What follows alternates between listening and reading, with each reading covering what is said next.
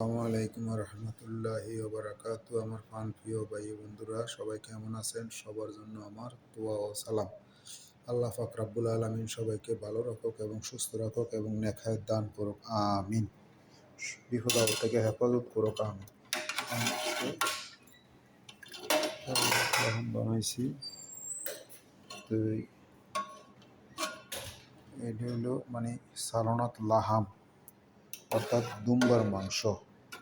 ঠিক আছে, তো আমি সালানাত লাহামের ভিতরে সবজি হয়, ঠিক আছে, মানে সব রকমের সবজি দেওয়া যায়। আমি সব রকমের সবজি দিই, দু তিনটা আইটেমের সবজি দিছি। দেখেন, এগুলো কুটছে, এগুলো গাজর, ঠিক আছে। তো এই হলো সালানাত লাহামের হিসাব আর কি।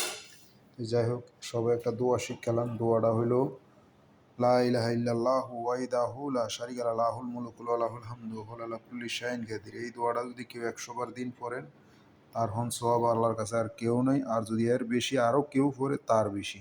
এভাবে যে বেশি পড়ে তার বেশি সওয়াব। ওকে, এই হলো সালানাত লাহাম। আর সাদা ভাত পাকাইছি। এটা সালানাত লাহাম, লাহাম মানে গোস্তরে লাহাম কয়, আর দুম্বার মাংস আর কি। গোস্তরে লাহাম কয়, আমরা গোস্ত কই, মাংস কই, এই এরি, এরা লাহাম কয়। আর আজকে আমরা খাইতাম বিল্লার সামান্য একটু কষা বোনা টুনা করে বানাইছি এই আর। সবাই ভালো থাকেন, সুস্থ থাকেন।